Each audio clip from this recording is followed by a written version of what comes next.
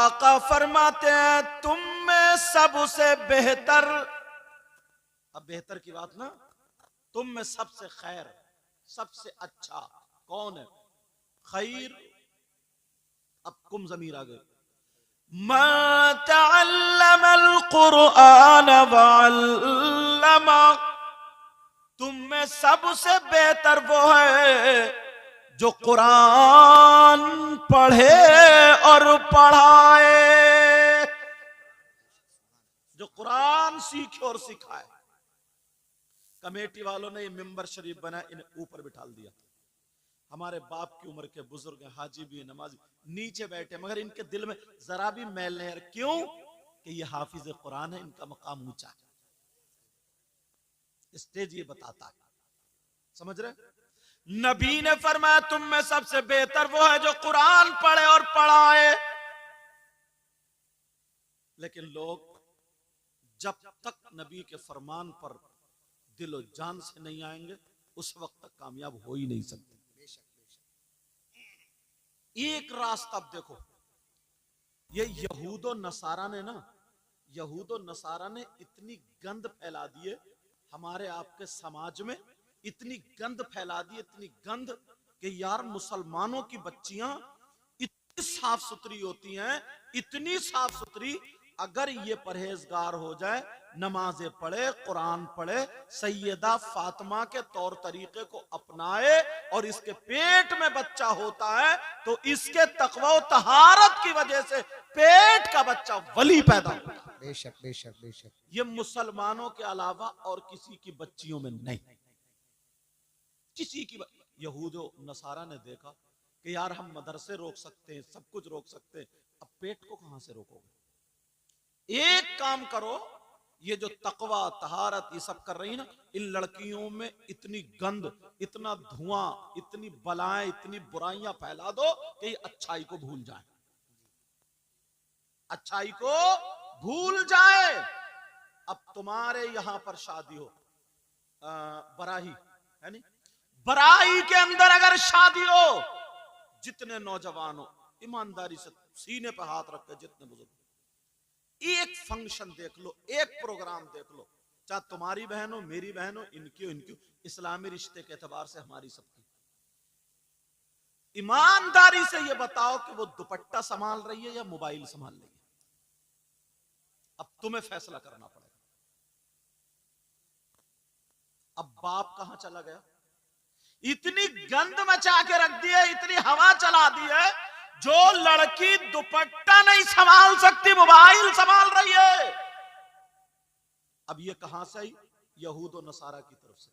उनका कल्चर हमारे घरों में आ गया, उस कल्चर को, उस बुराई को, उस गंदगी को दूर करने के लिए ये मदरसे खोले गए। अब वो लड़की जो मोबाइल के अंदर अगर देखेगी, क्या देखेगी? आजकल क्या चल रहा है कि साहब मेहंदी, कपड़े, बाल, वो देख रही है कि आजकल क्या चल रहा है। लेकिन जो मदरसे में पढ़ने वाली बच्ची होगी, उसकी आलिमा पढ़ाएगी, हदीस दिखाएगी, सीरत पढ़ाएगी, तो वो देखेगी इस्लामी कल्चर माहौल के एतबार से सबसे अच्छी बच्चियों का जब नाम आएगा तो सैयदा फातिमा, सैयदा जैनब, सैयदा सकीना, हजरत उम्मे कुलसूम, हजरत रुकैया, बड़े पीर साहब की माँ, गरीब नवाज की माँ, साबिर पाक की माँ, हजरत निजामुद्दीन की माँ, अल्लाह वालों की माँ, ये औरतें थी। ऐसा नहीं है इन्होंने बर्तन नहीं मांजे, ऐसा नहीं है कि इन्होंने रोटी नहीं पकाई, ऐसा नहीं है कि इन्होंने झाड़ू नहीं मारी है। इन औरतों ने झाड़ू मारी है मगर अपना जिस्म नहीं दिखाया है। इन औरतों ने बर्तन धोए हैं मगर मोबाइल पे गैरों से बातें नहीं की हैं। ये औरतें झाड़ू लगाती थी मगर कुरान पढ़ती थी, बर्तन मांजती थी, कुरान पढ़ती थी, कपड़े धोती थी, कुरान पढ़ती थी, खाना बनाती थी, कुरान पढ़ती थी, पेट में बच्चा होता था, कुरान पढ़ती थी, जब बच्चा पैदा होता था 15 पारों का हाफिज कुरान। नारे तकबीर, नारे रिसालत, मसलके आला हजरत, फैजाने आला हजरत, तहफ़्फ़ुज़ कुरान कॉन्फ्रेंस, जश्नी दस्तारबंदी। माशाअल्लाह माशाअल्लाह। दुख ये है, पहले गैर दुश्मन थे, अब अपने दुश्मन है। पहले गैर दुश्मन थे और अब अपने दुश्मन है। अपने दुश्मन बताऊं मतलब, तवज्जो रखो मेरी तरफ। पहले गैर दुश्मन, हजरत लोगों ने ना ऐसा तिफरका डाला, मैं एक दो बातें बताऊं। इन्होंने देखा यार ये मुसलमान अगर नबी के नाम पे इकट्ठे हो गए ना, जमा हो गए, तो कोई ताकत नहीं है जो इनको गिरा सके। क्यों? इन्होंने करबला में एग्जाम दे दिया, इम्तिहान दे दिया कि अगर माल की जरूरत पड़ी ले लो, औलाद की जरूरत पड़ी शहीद, अपने आप की जरूरत पड़ी गर्दन कटवा दी। ये तीन चीजें टकराती हैं। बेटा ओ बाबू, मेरा चांद, मेरा लाल, थोड़ी सुन लो। तीन चीजें टकराती हैं, एक तरफ ईमान, एक तरफ औलाद। पहले का मुसलमान, अगर ईमान बचाओगे तो औलाद जा रही है, औलाद बचाओगे तो ईमान जा रहा। तो पहले का ईमान पकड़ता था, औलाद को कुर्बान कर दिया करता था। बेशक बेशक। फिर दूसरी चीज टकराती है माल। अगर यह है ईमान, यह है माल। अगर ईमान बचाओगे तो माल जा रहा, माल बचाओगे तो ईमान। पहले का मुसलमान ईमान को पकड़ता था और माल को कुर्बान कर दिया करता था। अब तीसरी चीज पड़ती है अपनी जान। अगर अपनी जान बचाओगे तो ईमान जा रहा, ईमान बचाओगे तो जान जा रही है। तो पहले का मुसलमान अपने आप को ईमान पर कुर्बान कर दिया करता था, इसलिए न कभी मुसलमान झुका, न झुके, न झुकेगा। ये ईमान। लेकिन आज 500 रुपए पे बिकने वाला दलाल मुसलमान। मैं जुमला थोड़ा माफ कर देना, कर रहा हो रहा है, जबकि मुसलमानों के लिए मैं दलाल इस्तेमाल करना नहीं चाहता हूं। हजरत कितने जलसे ऐसे हुए शायर साहब और उलमा, पुलिस को फोन कर दिया और पता निकाला तो मुसलमान ही का फोन है, ताकि सिर्फ इतनी उसने शैतान ने डाल दी कि कमेटी वालों का नाम क्यों हो रहा या मदरसे का नाम क्यों हो रहा।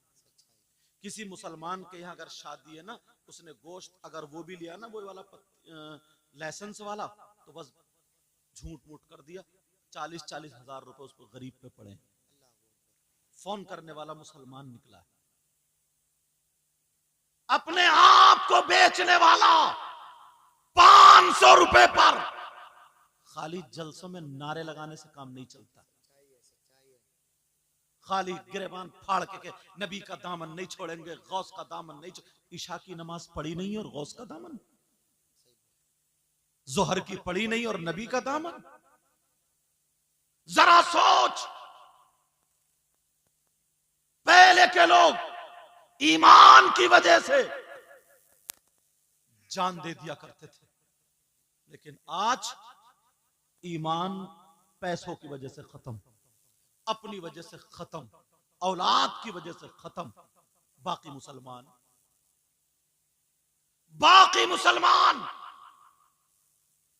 अल्लाह, मुझे याद आ गया वो वक्त तारीखी, मेरे नबी का जमाना था। 3 लोग आका की बारगाह में आए और आकर के अपने आप को उन्होंने हुलिया बना लिया मुसलमानों वाला। बड़े झुके झुके रहते थे, बड़े आका हम आपको बहुत चाहते हैं या रसूल अल्लाह, या रसूल, बहुत चाहते बहुत चाहते। फिर आका कुछ लोग ऐसे हमारे साथ भेज दो, हमारे यहाँ लोग कुरान नहीं जानते, दीन इस्लाम नहीं जानते, कुछ सहाबा को भेज दो ताकि वो तबलीग करें, हमें सिखाएं, हमें बताएं। मगर आका हमारी फरमाइश है, उनमें से एक हजरत आसिम को जरूर भेज देना। हजरत आसिम को अल्लाह समद का, ठीक है नबी जानते थे, मगर ताकि दुनिया को पता चल जाए। वो लोग मुसलमान बने हुए थे, 10 सहाबा किराम को तैयार कर दिया। हजरत आसिम भी उनमें। हजरत आसिम के कुरान पढ़ने का जवाब नहीं था। अब हजरत आसिम और दो सहाबा किराम जब ऊंटों पर बैठे तो सहाबा ने कहा, आसिम तुम कुरान पढ़ो और हम सफर करें। तरीका बता दिया। आज कलियर शरीफ को बस जाती है, अजमेर शरीफ को बस जाती है, पीलीभीत शरीफ को, देवा शरीफ को, मकनपुर शरीफ को। जाओ अल्लाह की बारगाह में, जाओ अल्लाह के वलियों की बारगाह में, माज़अल्लाह अल्लाह के वलियों की बारगाह में जाओ, मगर रास्ते में एक भी नमाज नहीं पढ़ता, सब बस में गाने सुनते हुए जा रहे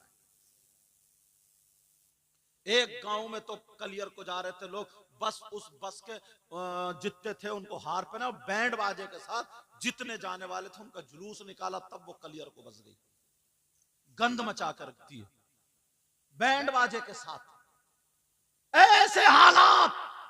अब जरा मुझे बताओ, सहाबा किराम चल रहे हैं मगर हजरत आसिम कुरान पढ़ते हुए जा रहे। एक दिन का सफर हो गया, दूसरे दिन का सफर हो गया, तीसरा दिन जब आया, ये सहाबा चलते चलते कुछ थक भी जाते हैं। तीसरा दिन आया तो उन तीनों लोगों ने कहा, और एक रिवायत में दो लोग भी आए हैं, दो चलो मैं तीन या दो कोई भी है, उन तीनों ने कहा कि ऐसा करो यहां थोड़ा आराम कर लो, आराम करने के बाद अब हम जाएंगे वापस, अब हम आगे को चलेंगे। हजरत आसिम जैसे ही अपना अपना कपड़ा बिछाते हैं, 10 सहाबा किराम कपड़ा बिछाते हैं, और कपड़ा बिछाने के बाद अब जब सोने की बारी आती है, सबने वुजू बना लिया था। हजरत आसिम ने कहा, हजरत आसिम से कहा तुम कुरान शरीफ की तिलावत करो, कुरान शरीफ पढ़ो, हम अगर सोएंगे तो कुरान की तिलावत में सोएंगे। आज किसका बाप है जो अपने बेटे से कहे बेटा मुझे नींद नहीं आ रही है तो कुरान सुना, बेटी तू कुरान सुना। आज कौन मां है? कोई मां नहीं कह सकती, कोई बाप नहीं कह सकता। अगर 5 बच्चे हैं, इधर वो मोबाइल चला रहा है, इधर वो मोबाइल चला रहा, सबके अपने अपने अलग मोबाइल चल रहा। सच्चाई है, सच्चाई है, सच्चाई है। लेकिन वो हजरत आसिम, बेटा खींचना नहीं चाहिए, हजरत आसिम कुरान पढ़ रहे और सहाबा सो गए सुनते सुनते। उन 3 लोगों को जब मौका मिला वो उठ के चले गए, क्योंकि वो दलाल थे, दलाल जो मुसलमान बने हुए थे, मुसलमान नहीं थे, हुलिया बना लिया मुसलमानों का, दलाल थे, चले गए। सोते रहे ये लोग। हजरत आसिम की आंख खुली और लोगों खुली, अरे वो कहां के जो हमें लेने आए थे? कुछ लोग बोले दाल में काला है, अपनी तरफ मुहावरा बोला जाता है ना, कुछ तो गड़बड़ है। सहाबा बोले चलो कुरान सुनाओ आसिम तुम।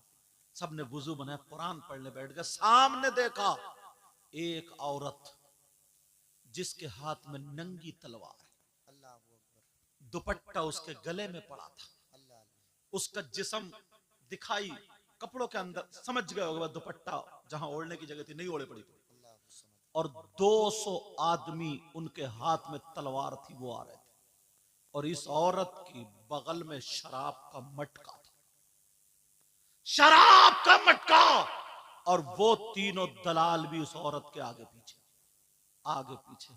आज के बाद अगर कोई दलाली करता हो तो छोड़ देना, ये चीज ये बर्बाद करके रख देती। वो औरत आ गई, 200 आदमी इन 10 सहाबा को घेर लिया, कहा ये बताओ। औरत बोली, जब हमला करने लगे वो, तो ये सहाबा बोले क्यों हमसे लड़ना चाहते हो, क्या मकसद है, हम लड़ने तो नहीं आए। कहा ये बताओ तुम में आसिम कौन है, अगर आसिम का नाम बता दिया तो हम तुम्हें छोड़ देंगे। उन 10 ने कहा आज का होता तो बता देता और जान बचा लेता। उन 10 ने कहा ये बताओ तुम आसिम का करोगी क्या। आसिम वो है जिसने जंग में मेरे बाप को मारा, मेरे शौहर को मारा, मैंने अपने बुत की कसम खाई है। जिसको वो पूजती थी, कहा मैंने कसम खाई है आसिम के सीने पे पेशाब करूंगी और उसकी खोपड़ी उतारूंगी। उस खोपड़ी का प्याला बना करके ये शराब लेकर के आई हूं, उस खोपड़ी में प्याला बना करके शराब भर के पीऊंगी और 200 आदमियों के सामने नाचूंगी, 200 आदमियों के सामने नाचूंगी। अभी इतना कहा तो उन मुसलमान भाइयों ने कहा, ऐ औरत सुन ले, आसिम ने अगर जंग की है तो इस्लाम की खातिर की है, दीन की खातिर की है, मेरे नबी की मोहब्बत में की है। हम मर सकते हैं मगर आसिम को बता नहीं सकते हैं। जब इतना कहा और उन तीनों से कहा, तुम दलाल हो, तुम दलाल हो, अगर तुम्हें लड़ने का शौक था तो तलवार चलाना हम भी जानते हैं, हम भी तलवारें लेकर के आते तो तुम्हें दिखा देते अरब वाले लड़ने में कितने आगे होते हैं। मगर हम तलवार चलाने नहीं, हम कुरान सुनाने आए हैं, हम लड़ने नहीं, हम दीन फैलाने आए हैं। नबी ने इसलिए भेजा है, जाओ जाकर के तबलीग करो। अल्लाह अल्लाह कहा मारे जाओगे सबके साथ। हजरत आसिम इशारा करते हैं, लोगों बचा दो, लोगों बता दो और अपनी जान बचा लो, मेरे बारे में बता दो। मगर कहा नहीं, कहा तुम कुरान की तिलावत करो। वो जितने थे वो आगे बढ़े, दो सहाबी रसूल आगे बढ़ जाते हैं, वो शहीद हो जाते हैं। फिर दो और आगे बढ़े, वो भी शहीद हुए। फिर और दो आगे बढ़े, वो भी शहीद हुए। सब के सब शहीद हो जाते हैं। हजरत आसिम अकेले बच जाते हैं। हजरत आसिम मौजूद हैं। ये मुसलमान कितना अपने भाई का साथ देता है। आज जरा तू अपने गिरबान में झांक करके देख ले, तुझसे नबी कितने राजी होंगे। आप आज अपने गिरबान में झांक करके देख ले, कितने लोग मदरसों तक की बुराइयां करते हैं, इमामों की बुराइयां करते हैं, आलिमों की बुराइयां करते हैं। मगर जरा ये सुन ले प्यारे, वो तीनों दलाल खड़े हुए हैं। अब वो औरत तलवार लेकर के हजरत आसिम के चारों तरफ घूम रही है और कह रही है, सुन आसिम, मैंने कसम खाई थी तेरे सीने पे पेशाब करूंगी। हजरत आसिम की आंखों में आंसू आ गए। आसिम रोने लगे तो वो कहने लगी, मौत सामने आई तो फिर रोने लगा। हजरत आसिम बोले, औरत सुन ले, मैं मौत के डर के मारे नहीं रो रहा हूं, 1000 मर्तबा अगर मैं शहीद हूं तब भी कम है, मगर रो इसलिए रहा हूं मेरे सीने में कुरान की आयतें हैं और तू पेशाब करने कह रही है। ये वो सीना है, एक मर्तबा मेरे नबी ने अपने सीने से टच कर दिया था। ये वो सीना है, मेरे नबी ने इस सीने पे हाथ फेरा था। कहा आसिम, तुम कुरान पढ़ते हो तो मेरा भी दिल लगता है, ये मेरे नबी ने कहा था। अब जरा सुनो, हजरत आसिम के बोले, मैं इसलिए रो रहा हूं, ऐ अल्लाह मेरा नाखून उखेड़ दिए जाए, मेरी गर्दन काट दी जाए, मेरे कान काट दिए जाए, मेरी नाक काट दी जाए, मेरी आंखें फोड़ दी जाए, मगर जो सीना नबी के सीने से टच हुआ है उसकी बेहुरमती ना हो। जिस सीने में कुरान है उसकी बेहुरमती ना हो। आज हमारे लोग कैसे हैं, हाफिज कुरान की बुराइयां करते हैं। दूसरों से मुझे गिला शिकवा नहीं है जितना अपनों से शिकवा है। आज इमामों की बुराइयां करते हैं, आज आलिमों की बुराइयां करते हैं। लोगों ये देखो ये बात कहां जा रही है, ये देखो ये बुराई कहां पहुंच रही है, ये देखो तुम्हारी जबान कहां लेके जाएगी। इसलिए मैं तुम्हें बता करके जाऊंगा। हजरत आसिम खड़े हैं और कह रहे हैं, अल्लाह मेरी हिफाजत करना, मगर निहत्ते हैं, तलवार हाथ में नहीं है। इस औरत ने तलवार हाथ में ले ली और चारों तरफ से वो तलवार लिए खड़े रहे। हजरत आसिम बीच में है। इस औरत ने जब वार किया हजरत आसिम पर, एक ही वार में हजरत आसिम का एक हाथ कट जाता है। हजरत आसिम का हाथ नीचे गिर जाता है। तुम्हें क्या पता कैसी कुर्बानियां पेश करनी पड़ती है। क्या ये इस लायक नहीं थे जो कपड़े की दुकान खोल सकते थे? क्या ये इस लायक नहीं थे जो कोई और कारोबार खोल सकते थे? मगर नहीं, इन्होंने मदरसा खोला तो अपनी बेटियों के लिए नहीं, तुम्हारी बेटियों के लिए, ताकि मोबाइल से बेटियां बच जाए, ताकि फैशनीले कपड़े पहनने से बेटियां बच जाए, ताकि उनका चालो चलन फिल्मों जैसा हो तो वो हट जाए, ताकि पर्दे में आ जाए। आज हमारी बच्ची अगर पर्दे में आएगी तो जब तक वो बाप के साथ रहेगी उस घर में रहमत बरसेगी, शौहर के घर में जाएगी तो वो नेमत बन जाएगी, और जब मां बनेगी तो उसके कदमों के नीचे जन्नत हो जाएगी।